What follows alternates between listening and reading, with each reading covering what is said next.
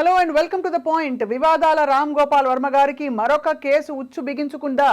మనకి ప్రస్తుతం చూస్తుంటే వార్తలు ముంబై హైకోర్టు దాదాపు ఒక నాన్ బెయిలబుల్ వారెంట్ ఇస్తున్నట్టుగా వార్తలు వచ్చాయి.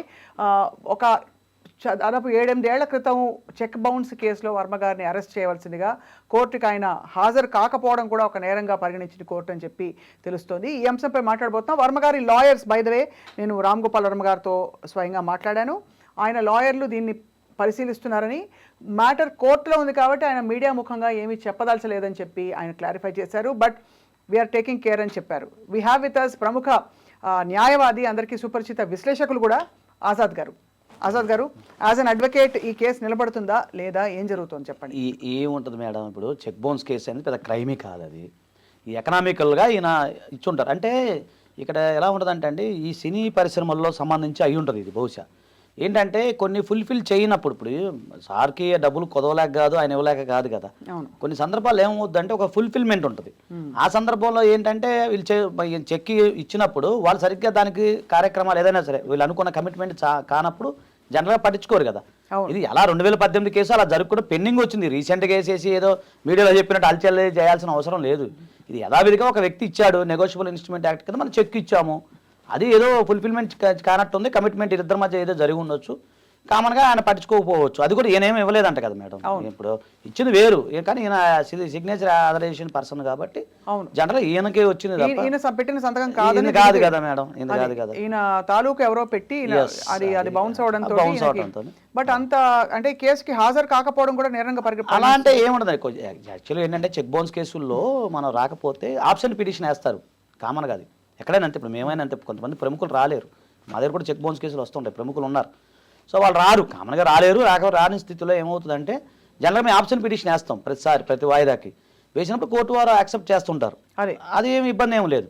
ఒకవేళ రాకపోతే ఎన్బిటబుల్ ఇష్యూ చేస్తారు, దానికి ఏమో రీకాల్ పెట్టుకుంటాం. దాని పెద్ద వింతేముంది, అంతే పెద్దగా ఏముండదండి. ప్లస్ మీరు చూడండి, అందేరి కోర్టులో ఏమైంది, ఆయన కట్టలేదు కాబట్టి దీనికి కట్టమని చెప్తున్నారు. జనరల్గా ఏ చెక్ బౌన్స్ కేసులో కూడా అంతే ఉండదు. ఇప్పుడు 138, 142 కింద మనం ఫైల్ చేసినప్పుడు చెక్ బౌన్స్ ఏదైతే ఉందో అమౌంట్ కట్టమని కోర్టు వారు చెప్తారు. కట్టని పక్షంలో మీకు శిక్ష పడుతుంది. అవును, అంతే తప్ప సైమంటల్గా ఏమి ఉండదు. సో ఇందులో ఏమైంది, పలానా డబ్బులు 3.2 lakhs అంత 7 lakhs అయితే కట్టాలి. పెద్ద అమౌంట్ కూడా కాదు. అదే నేను దాని కూడా అదే ఆలోచిస్తున్నా. స్వప్న గారు ఇంటర్వ్యూ పిలిచారు అంటే చూస్తే ఆయనకి పెద్ద అమౌంటే కాదు అది. కాకపోతే ఏంటంటే అక్కడ ఏదో కమిట్మెంట్ జరిగి ఉండొచ్చు నేను అనుకుంటున్నాను. సో అది దాని ద్వారా ఇప్పుడు అది పెద్ద ఇబ్బంది ఏం కాదండి. అది కట్టని పక్షంలో 3 months జైలు. అది అందరికి ఒక కామన్ మ్యాన్కి జరిగినట్టే జరుగుతుంది. కానీ చెక్ బౌన్స్ కేసులో టిపికలీ ప్రోటోకాల్ ప్రాసెస్ ఏముంటుందండి? చెక్ బౌన్స్ అయిందని చెప్పి అంటే 420 పెడతారా, లేకపోతే అలా ఏముండదండి. ఇప్పుడు జనరల్ చెక్ బౌన్స్ అంటే ఎలా ఉంటుందంటే అండి, నెగోషియబుల్ ఇన్స్ట్రుమెంట్ యాక్ట్ ప్రకారం అవును, చెక్కు అయినప్పుడు మనం కామన్గా యథావిధిగా నోటీస్ పంపిస్తాము. నోటీస్ పంపిస్తున్నా వీళ్ళు రిప్లై ఇస్తారు, ఆటోమేటిక్ రిప్లై ఇస్తారు. రిప్లై ఇచ్చిన అది అయిన తర్వాత టైం ఇస్తారు. మామూలుగా టైం ఇచ్చిన 45 days ఉంటుంది మొత్తం నోటీస్ పంపించిన దగ్గర నుంచి. 1 month టైం ఇస్తాము. టైం ఇచ్చిన దగ్గర నుంచి రాకపోతే కోర్టులో ఫైల్ చేస్తాం. ఎదుటి వాళ్ళకి నోటీసులు వెళ్తాయి. తర్వాత వాళ్ళు వస్తారు, వాళ్ళు కౌంటర్ ఫైల్ చేస్తారు. ఎందుకు ఏం జరిగిందని కూడా కౌంటర్ ఫైల్ చేస్తారు. దాంట్లో ట్రయల్ నడిచింది. లాస్ట్లో కోర్టు వారు విచారించి అప్పుడు ఏదైతే అమౌంట్ ఏదైతే ఉందో అది ఉంటుంది. 420 అట్రాక్ట్ కాదు. ఎప్పుడంటే చెక్ ఇంటెన్షనల్గా అతను అకౌంట్ క్లోజ్ చేసినా ఇంకేదైనా ఉన్నప్పుడు దానికి వేరే సర్కమ్స్టాన్స్ని బట్టి ఉంటుంది. ఇదేంటంటే నేను తెలిసి వ్యాపారాత్మకంగా జరిగి ఉండొచ్చు, పర్సనల్ కాదు. అక్కడ ముంబై ఆయనకును సార్కి ఏం సంబంధం అంటే వ్యాపారాత్మకంగా జరిగి ఉండొచ్చు తప్ప. ఇప్పుడు జనరల్గా ఏంటంటే మా దగ్గరకు వచ్చే క్లయింట్లు ఏంటి, ఒక చెక్ బౌన్స్ ఉంటుంది, ఆయన కుటుంబ అవసరాల నిమిత్తం లేదా ఏదో నిమిత్తం ప్రాంప్షన్ రాసిస్తారు, అది కామన్గా ఉంటుంది. ఈ బిజినెస్ పరంగా ఏమవుతుందంటే కొన్ని కమిట్మెంట్లు ఉంటాయి, ఒక కంపెనీ వాళ్ళకి ఇంకో కంపెనీ వాళ్ళకి, వాళ్ళు ఫుల్ఫిల్ చేయనప్పుడు ఇది జరుగుతూ ఉంటుంది. సో అప్పుడు చేయనప్పుడు కూడా, ఇప్పుడు ఉదాహరణ చెయ్యని పనికి డబ్బులు తీసుకున్నా కూడా నేరమే కదా. ఇప్పుడు మీరు నాకు చెక్ ఇచ్చారు, ఒక పని చేయమన్నా రాజా దగ్గర, ఇది పని చేయని అన్నారు, నేను చేయలేదు, కానీ ఆ చెక్ నేను ఆనర్ చేయలేదు కాబట్టి మీరు బౌన్స్ కేసు పెట్టారు. ఎస్. సో తెలీదు అక్కడ సర్కమ్స్టాన్షియల్ గా ఏం జరిగిందో, ఏ పని జరగాల్సి ఉంది అది తెలీదు. కానీ మరి 3 నెలలు జైలుకి వెళ్తారని చెప్పి వచ్చిన వార్తల్లో ఎంత అప్పీల్ ఉంటుందండి. ఇప్పుడు మీకు ఏముండదండి ఇందులో, అంటే పేరు చెప్పకూడదు. ఇద్దరు ప్రముఖ సినీ యాక్టర్స్ ఇద్దరు ఉన్నారు, మన గతంలో వచ్చారు. ఇద్దరు హీరో గారు, ఆ గతంలో హీరోయిన్. వచ్చిన తర్వాత ఆమెకు కూడా చెక్ బౌన్స్ అయింది, నాంపల్లిలో జరిగింది. జనం అప్పీల్కి వెళ్ళాము ఆటోమేటిక్గా. తర్వాత ప్రముఖ ఒక కమెడియన్ గారు ఉన్నారు, మేమే చేస్తున్నాం కేసు. దాంట్లో ఏమైంది, అది కూడా అదర్ సైడ్ ఒక నిర్మాత గారు పంపించినాము, అవ్వలేదు. ఆయన మళ్ళీ అప్పీల్కి వెళ్ళారు. సో ఇది కూడా అప్పీల్కి వెళ్తారు తప్ప ఇదేమి పెద్దగా ఏమి ఇదేమి లాండ్ ఆర్డర్ ప్రాబ్లం కాదు ఈ కదా. మధ్య కాలంలో సోషల్ మీడియాలో ఆయన పెట్టిన మీమ్స్ తాలూకు అంటే అది ఐటీ యాక్ట్ కిందకు వస్తుందని అది వేరు కదండి. ఆ హడావిడి అయిన తర్వాత మళ్ళీ వచ్చిన డెవలప్మెంట్ కాబట్టి మళ్ళీ ఏమైనా జరుగుతుందా అనే ఒక క్యూరియాసిటీ మొదలైంది. అవునండి. ఇప్పుడు ఇది గమనించాల్సింది ఏంటంటే ఇది రాజకీయ పరిణామాలు కావు, అది వేరు. అది ఆయన పెట్టింది, అది దాని యొక్క పరిస్థితి. ఇది 2018 కేసు. సో కామన్గా యథావిధిగా కోర్టు తన పని తాను చేసుకుంది, చట్టం తన పని తాను చేసుకుంది.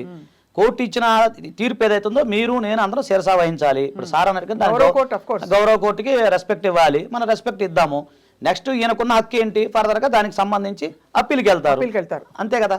దానివల్ల ఏముంటుంది, ఆ ఫర్దర్ అప్పీలేట్ కోర్టు వాళ్ళు విచారించి స్టే ఇవ్వటమా, లేదా ఫర్దర్గా దీని మీద ఎంక్వైరీ చేయటమా, లేదా 50% అమౌంట్ కట్టమని అంటమా, అలా జరుగుతుంది తప్ప 3 నెలలు ఆయన జైలుకి ఏమీ వెళ్ళేదేముండదు. కానీ ఇక్కడ ఏంటంటే నిన్న మొన్ననే ఆయన ఈ మధ్య కాలం చూసారు కదా, సత్య సినిమా చూసిన తర్వాత ఆయన ట్విట్టర్ మొన్ననే ముంబై వెళ్ళొచ్చారు, చూసారు కదా. అవునండి. అక్కడ చాలా భావోద్వేగంతో ఆయన ఒక ట్వీట్ పెట్టారు, వరుసగా ట్వీట్లు పెట్టి నేను మారిన మనిషిని, నేను మళ్ళీ సత్య తరహాలో సినిమాలు తీయబోతున్నానని చెప్పి ఆయన, నేను ఎంత టైము నాకు అన్నీ తెలుసు అనుకోవడం, అది ఇదందరి సినిమా మేకర్స్కి వచ్చే ఒక కష్టం, ఒక ఇబ్బంది ఏమిటంటే అన్నీ వాళ్ళకి తెలుసు అనుకోవడం. కాబట్టి ఇకపై నుంచి మీరు చూస్తే ఇలాంటి సినిమాలు నేను తీయబోతున్నానని చెప్పి సత్య గురించి ప్రస్తావించారు. అవునండి. అదైన వెంటనే ఇది ఒక దిష్టిలాగా. అంతేనండి, అది సహజం కదా మేడం. ఇప్పుడు మీరు అన్నట్టు దిష్టే, మీరు అన్నట్టు ఏముంటుంది, ఏం కాదు. ఇప్పుడు సార్ మారారు, మంచిగా చేస్తుంటే ఎవరికైనా కాదు, మార్పు అనివార్యం, మార్పు రావాలి. మార్పు రాకపోతే మనుగడే ఉండదు కదా. సో ఆయన చాలా ఫిలాసఫరు, ఆయన గొప్ప వ్యక్తి. ఇప్పుడు ఆయనకి తెలియాలి. సో మేము ఆయన ఫాలో అవుతుంటాం కామన్గా. కొన్ని సందర్భాల్లో కొన్ని వీడియోలు కూడా ఆయనే చూస్తుంటాం, మీరే చూస్తుంటాం మేము ఇంట్లో, నేను మా ఫ్యామిలీ అంతా. అన్ని వీడియోలు చూసాక మీకు ఏమనిపిస్తుంది, ఆయన డబ్బుల విషయంలో ఎలా ఉంటారనిపిస్తుంది? డబ్బుల విషయంలో ఆయన పెద్దగా పట్టించుకోరు అనిపిస్తుంది అండి. రేపు గురించి ఆలోచించరేమో అనిపిస్తుంది నాకు.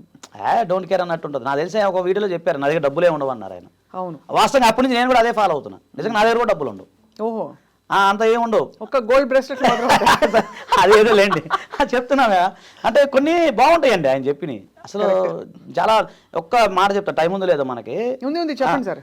మా ఇంట్లో ఒక సన్నివేశంలో ఒక సందర్భంలో వంట వార్పు ఇవన్నీ కూడా ఆయన చెప్పినప్పుడు అది మా ఇంట్లో వాళ్ళు చూపించినప్పుడు నిజం ఆయన చెప్పిన కరెక్టే అని చెప్పి వంట వార్పు చాలా తగ్గించేసాం మేము. అనవసరంగా లేదు, ఏదో అవసరమైతే వండుకుంటాం, లేకపోతే లేదు. అంతేనా? అంతే. ఇప్పుడు ఏంటి, హోటల్ తెప్పిస్తారా? అలా కాదు, అవసరానికే తింటున్నాం.